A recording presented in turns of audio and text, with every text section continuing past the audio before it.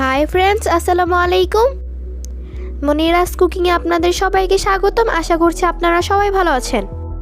আজ আমি আপনাদেরকে তৈরি করে দেখাবো খুবই সহজে এবং খুবই মজাদার গরুর বট ভুনা বা ভুড়ি ভুনা। অনেকেই বট ভুনা খেতে চায় না, আবার অনেকেই বট ভুনা খেতে অনেক বেশি পছন্দ করে। তাহলে আর বেশি দেরি না করে ভিডিওটি শুরু করা যাক। এখন আমি বটটাকে ভেজে নিব। এজন্য চুলায় একটি প্যানে দিয়ে দিচ্ছি 2 টেবিল চামচ পরিমাণ সরিষার তেল।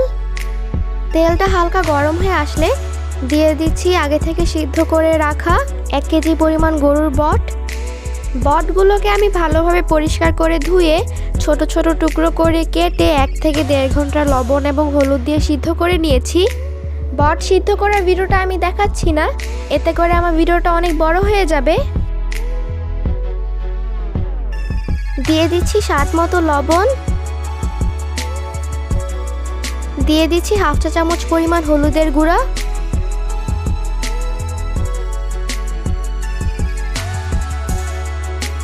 গরুর বটগুলোকে এখন আমি সময় নিয়ে ভালোভাবে ভেজে নিব।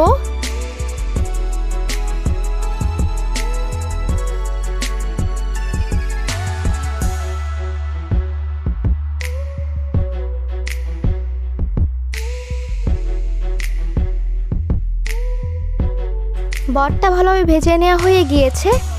এখন আমি বটটাকে ভুনা করতে চলে যাব। এজন্য চুলায় একটি প্যানে দিয়ে দিচ্ছি 7-8টি এলাচ,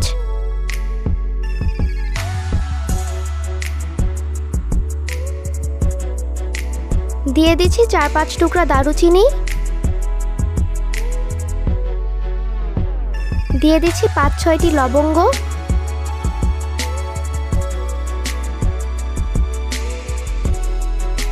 দিয়ে দিচ্ছি হাফ চা চামচ পরিমাণ আস্ত কালো গোলমরিচ, দিয়ে দিচ্ছি 2টি তেজপাতা, দিয়ে দিচ্ছি হাফ কাপ পরিমাণ সরিষার তেল,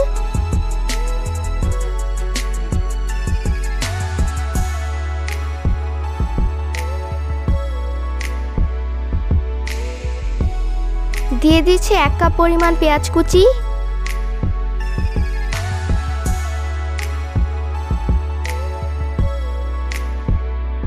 এখন আমি পেঁয়াজটাকে ভালোভাবে ভেজে নিব।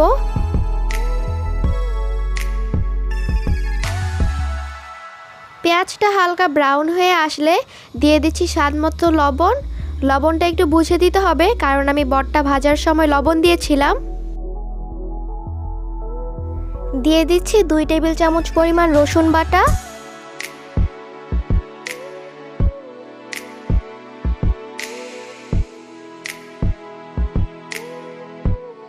ও 2 টেবিল চামচ পরিমাণ আদা বাটা,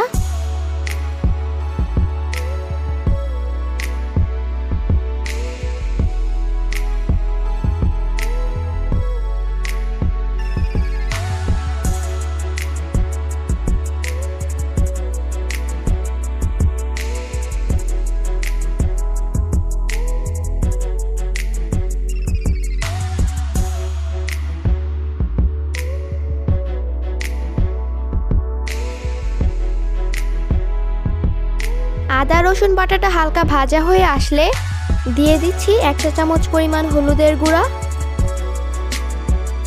দিয়ে দিচ্ছি 1 টেবিল চামচ পরিমাণ মরিচের গুঁড়া, দিয়ে দিচ্ছি 1 চা চামচ পরিমাণ জিরার গুঁড়া,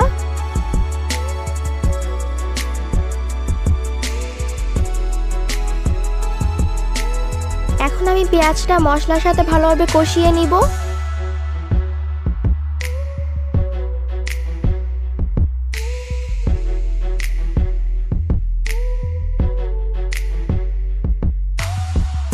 কষানো হয়ে গেলে দিয়ে দিব হাফ কাপ পরিমাণ পানি,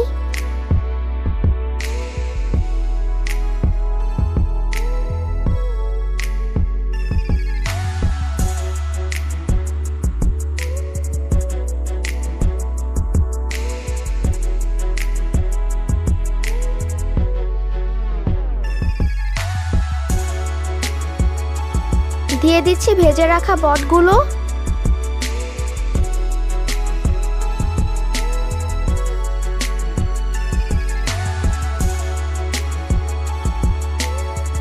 এখন আমি বটগুলোকে মশলার সাথে ভালোভাবে কষিয়ে নিব।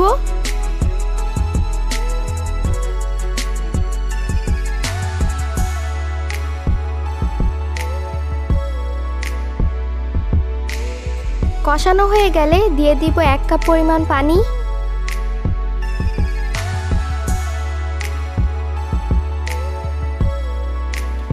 এখন আমি 15 থেকে 20 মিনিটের জন্য ঢেকে দিব।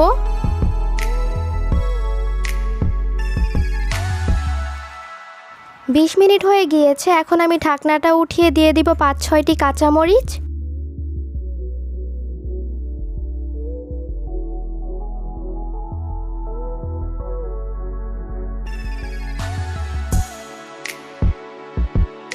দিয়ে দিচ্ছি 1/2 চা চামচ পরিমাণ জিরার গুঁড়া। দিয়ে দিচ্ছি 1/2 চা চামচ পরিমাণ গরম মশলার গুঁড়া।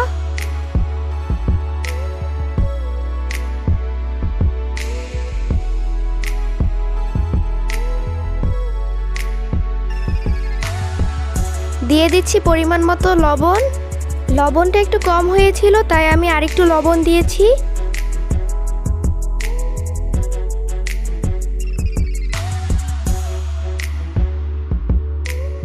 লবণটাকে ভালোভাবে মিশিয়ে নিচ্ছি।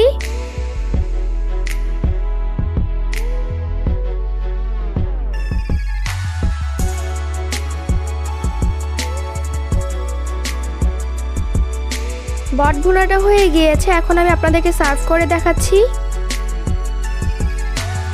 আপনারা দেখতে পাচ্ছেন কতটা সহজে গরুর বট ভুনাটা হয়ে গিয়েছে এবং কালারটা কতটা সুন্দর এসেছে। আপনারা আমার এই রেসিপিটি বাসায় ট্রাই করে দেখবেন। আশা করছি আপনাদের কাছে আমার আজকে এই রেসিপিটা ভালো লেগেছে। ভালো লাগলে আমার ভিডিওটিতে লাইক দিবেন এবং আমার চ্যানেলটি সাবস্ক্রাইব করে পাশেই থাকবেন। আজকের মতো হলে এখানেই বিদায় নিচ্ছি। সবাই ভালো থাকবেন। আল্লাহ হাফেজ।